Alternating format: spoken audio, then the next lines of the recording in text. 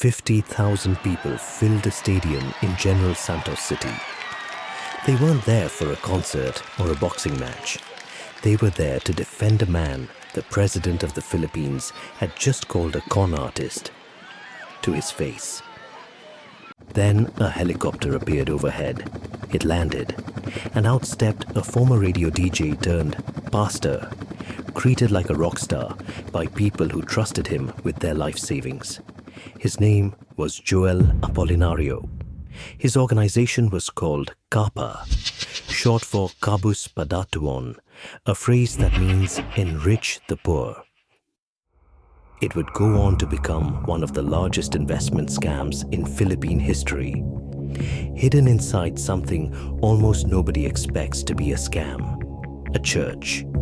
This is the story of Kapa. Long before the helicopters and stadium rallies, Joel Apolinario was just trying to survive. He grew up in Hinatuan, a small town in Surigao del Sur, where he reportedly worked as a fisherman and a construction laborer just to get by. Eventually, Apolinario found his way into local radio, working for years as a technician and DJ at a small FM station in Bislig City. By most accounts, he had what people in the Philippines call the gift of gab, a natural talent for talking, connecting, and being liked. That gift would become the foundation of everything that came next. In 2016, while still working at the radio station, Apolinario got a business permit for something small and ordinary, a convenience store and general merchandise shop in Bislig City. He called it Kapa Convenience Store and General Merchandise. But almost immediately, something strange started happening. People weren't just shopping there. They were donating money to Apolinario directly. And in return, they were quietly promised something extraordinary. For comparison, a typical mutual fund might earn 5 to 9% in an entire year. Apolinario was promising that every single month, forever. Local officials in Bislig noticed almost right away that something didn't add up. The mayor at the time recommended an investigation because the business had no real convenience store inventory to justify where this money was supposedly coming from. By 2017, Apolinario was facing over 100 complaints and dozens of arrest warrants for failing to pay back donors. It looked, for a moment, like the operation might collapse before it even really began. But here's the thing about this story that should disturb you.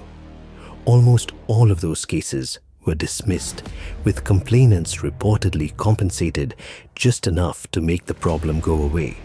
So Apolinario didn't stop. He rebranded.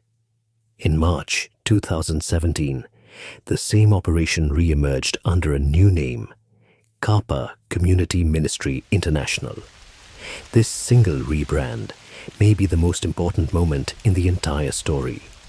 By calling itself a ministry, a church, Kapa positioned itself somewhere regulators, banks, and skeptics don't usually look as closely: the realm of faith.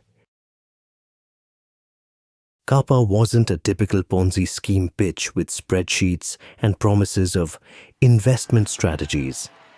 It was wrapped in something far more powerful: faith, hope, and community. Members didn't invest, they donated. And in return, they didn't receive interest. They received what Kapa called a love gift. That language mattered. Under Philippine law, a donation is technically just a gift, and gifts don't typically come with the same scrutiny as investment products. For thousands of poor and working-class Filipino families, many of whom had never had access to formal banking or investing, Kapa wasn't a scheme. It was a blessing, a way out.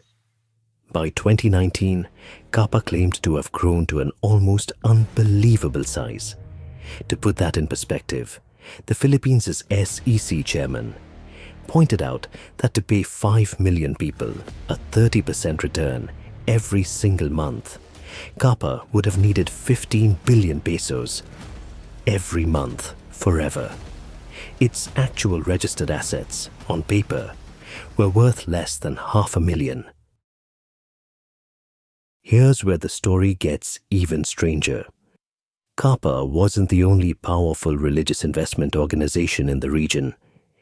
It found itself in a public feud with a rival megachurch, one led by a pastor known to be close personally with the President of the Philippines himself. Members of both groups accused each other publicly of poaching followers, with Apolinario claiming the rival pastor was losing members because they have become rich by joining Kapa instead. It's a strange detail, but it tells you everything about how deeply embedded and how genuinely large Kapa had become in everyday Filipino life by this point. In June 2019, Philippine President Rodrigo Duterte ordered the National Bureau of Investigation to shut Kapa down, publicly calling it exactly what regulators had been warning about for years. The NBI raided Apolinario's home and 14 Kapa branches. The Court of Appeals froze the group's bank accounts and assets. But Kapa's members didn't turn on their pastor. They defended him. Just days after the raids, around 50,000 Kapa members packed a stadium in General Santos City for a rally in his support. The very scene from the beginning of this video. Apolinario landed by helicopter and told the cheering crowd that the president himself had assured him Kapa could continue operating. The crowd erupted, many of them chanting in support of Duterte's own family. It's one of the strangest scenes in Philippine financial crime history. A con artist's followers cheering for the very president who had just called him a fraud. The celebration didn't last. The freeze orders held. Investigations deepened, and Apolinario disappeared. For more than half a year, Apolinario evaded arrest while facing charges of large-scale syndicated estafa, a serious, non-bailable offense in the Philippines. In July 2020, police finally tracked him to a hideout on a remote island in Surigao del Sur. What happened next wasn't a quiet arrest. A gun battle broke out between police and Apolinario's followers. One person was killed, another was wounded. Apolinario and 23 of his companions were taken into custody. The weapons recovered from his hideout weren't what you'd expect from a pastor's compound. They were what you'd expect from an armed standoff. It would take over 3 more years for the case to fully conclude. In December 2023, a regional court found Apolinario and 2 of his fellow incorporators guilty on 8 counts of syndicated estafa. The man who once arrived to cheering crowds by helicopter, who claimed 5 million followers and who built an empire on the promise of love gifts, was sentenced to life in prison. Kapa worked for one simple, painful reason. It offered hope to people who had very little of it, wrapped in the language of faith instead of finance. It wasn't sophisticated. The math was, by the SEC's own admission, mathematically impossible from the very beginning. But for millions of Filipinos who had never been given a real reason to trust a bank, trusting a pastor felt safer. If you enjoyed this story, make sure to subscribe for more real-life stories that expose the truth behind the headlines. In the next video, we'll uncover another shocking case you won't believe actually happened.